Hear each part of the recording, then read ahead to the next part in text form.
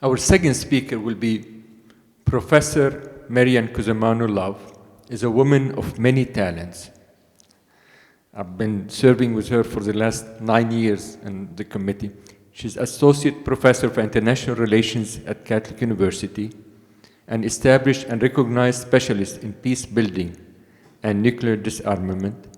She serves on the advisory board of the Catholic Peace Building Network and on the Arms Control Association. She's a consultant on religion and foreign policy with the State Department and with the Jesuit Refugee Service, as well as a consultant to USCCB Committee on International Justice and Peace. Professor Cusimano.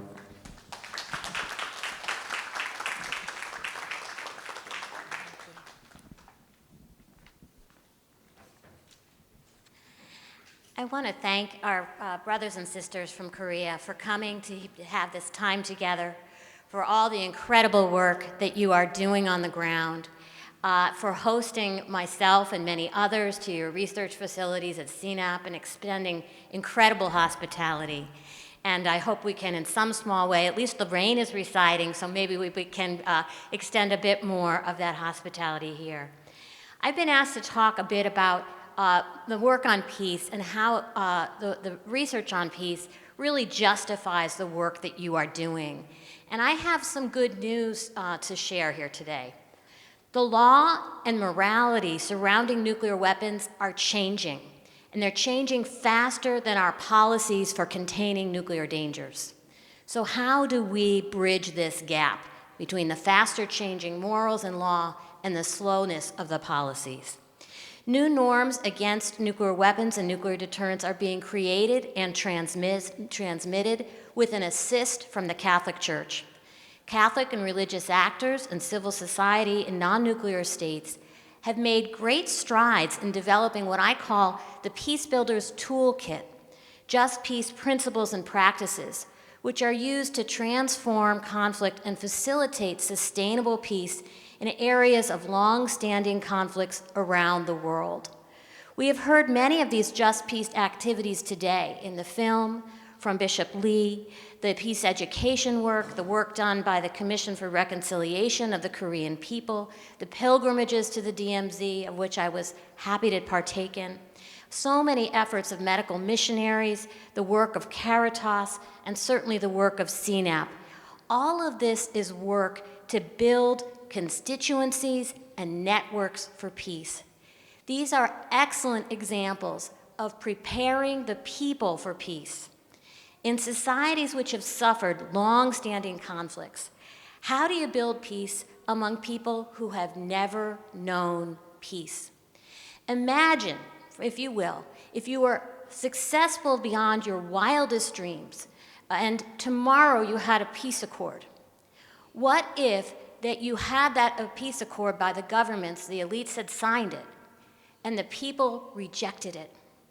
That is exactly what happened with my colleagues working for peace in Colombia, with the church working for peace in the Philippines. After decades of work and a breakthrough to get a peace accord, initially those accords were not fully accepted. They've made great strides since. So what you are doing to prepare the people for peace is absolutely crucial. It has to be done. It's very crucial work. We've already heard that as North Korea tests its missiles, as Putin threatens nuclear war, that the threat of nuclear war is higher, the risk at any time since the Cuban Missile Crisis 60 years ago this week. Unfortunately, many of the ideas we bring to nuclear weapons, ideas of nuclear deterrence and mutually assured destruction, are hopelessly outdated. In what other field would you use ideas that were created more than 60 years ago, when we've had such rapid technological and political change since then? Luckily, the moral and the legal norms governing nuclear weapons have changed dramatically in recent years. The treaty to prohibit nuclear weapons entered into force in 2021, closing a legal loophole. Other weapons of mass destruction had long been banned. Now, nuclear weapons are likewise banned, expanding the regional bans on nuclear weapons that are in existence in most countries. The ban is the latest expansion of humanitarian arms control, prohibiting the use, the possession, the production, the stockpiling, the sale, the transfer of nuclear weapons, and requiring environmental remediation and assistance to victims. I helped to represent the Holy See at the United Nations in those negotiations for the treaty to prohibit nuclear weapons. And what I observed is that unlike the previous arms control agreements that were negotiated only by heads of states, of governments, this was the first time the victims of nuclear weapons were able to participate, to offer testimony to the human and environmental harms that they suffered. And these negotiations were moved. They were moved by these moral appeals and moral learning. We've seen it before in the international campaign to ban landmines and the cluster munitions ban. The moral and the religious traditions regarding nuclear weapons are also changing. We've already heard Pope Francis notes that both the use and the possession of nuclear weapons are immoral, and he rejects nuclear deterrence doctrine. This is a change from the prior just war tradition-based conditional moral acceptance of nuclear deterrence. It was supposed to be conditional as long as it was not an end in itself, as long as it was a stop along the way to deeper nuclear disarmament. Those prior conditions no longer hold. The just war tradition is necessary. It offers us moral guidance for avoiding war and limiting war, but it is limited. It tells us nothing about how to build peace.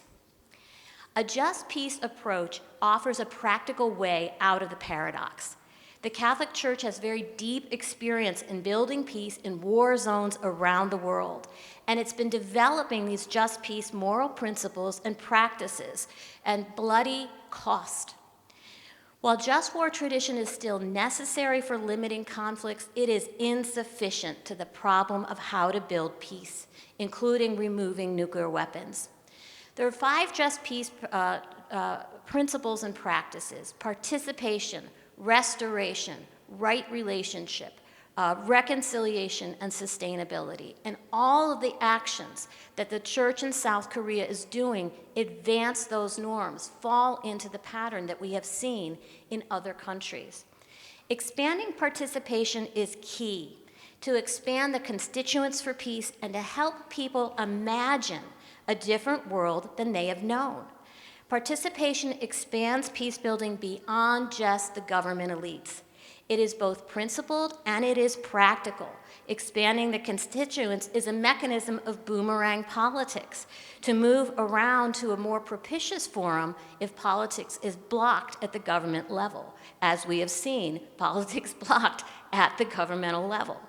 These practices include dialogue, common action on mutual concerns, structures for multi-stakeholder input. The work that you have been doing is all of that. It widens the participation for peace.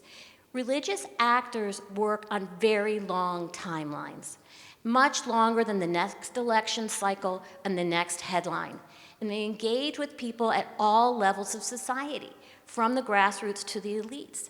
So expanding that participation widens the social support for peace. So whether it's the pilgrimages to the DMZ, the peace education, all of this outreach expands participation. Restoration is addressing the psychological trauma, the economic, as well as the physical infrastructure harmed by conflict. That's what the South Korean Church is doing through the medical assistance, the medical missionaries, the assistance, the extension of food aid.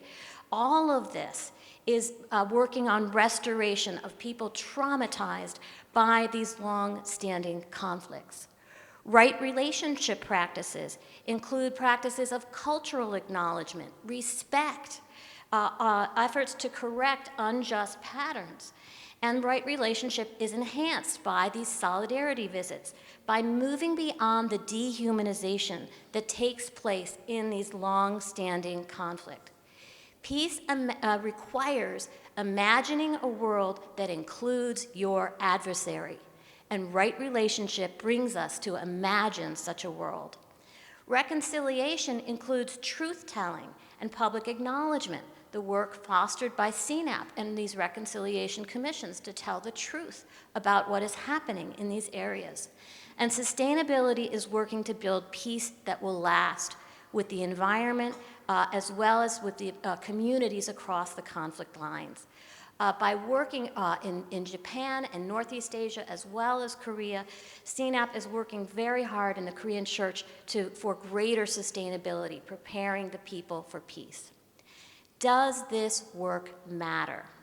Conventional wisdom holds that because we are at a standoff right now, because there are not the conditions necessary for deeper disarmament, because the governments of countries are not talking and are escalating, that from that point of view, any examination of peace building between North and South is unrealistic at best and dangerous at worst. But from the peace building perspective, none of the adverse conditions that we are experiencing right now are disqualifying.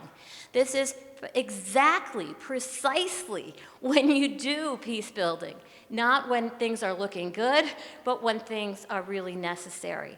Worsening conflict conditions may also enable peace building as hurting stalemates set in. They may create incentives to pursue alternatives.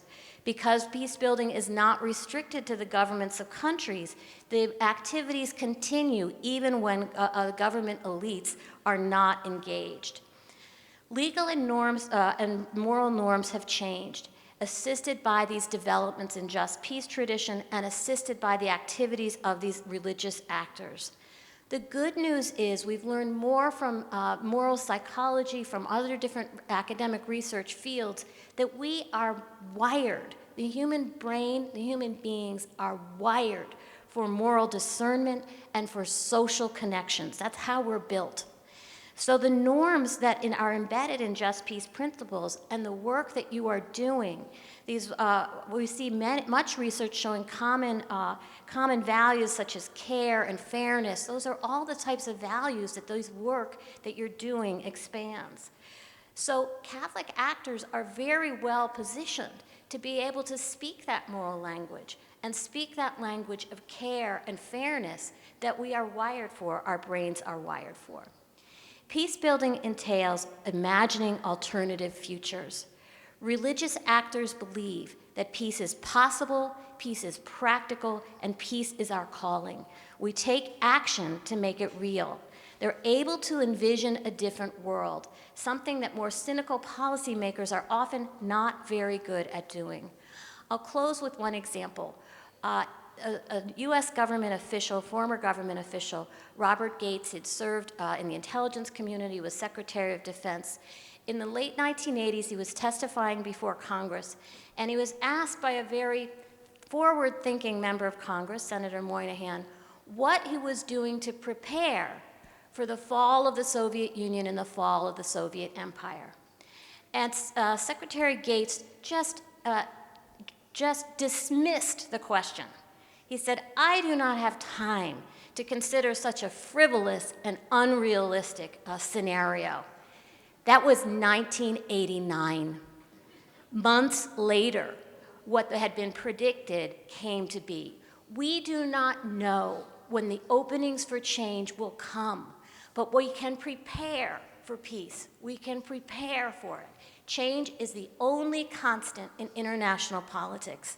And what the Korean Church is doing in this meeting and the meetings that we'll have tomorrow and the work you will continue to do after our time here together is absolutely critical. Right now, the risks for war are great. We need all hands on deck from all sectors, religious, secular, etc., to avoid nuclear war and create a more sustainable, just peace.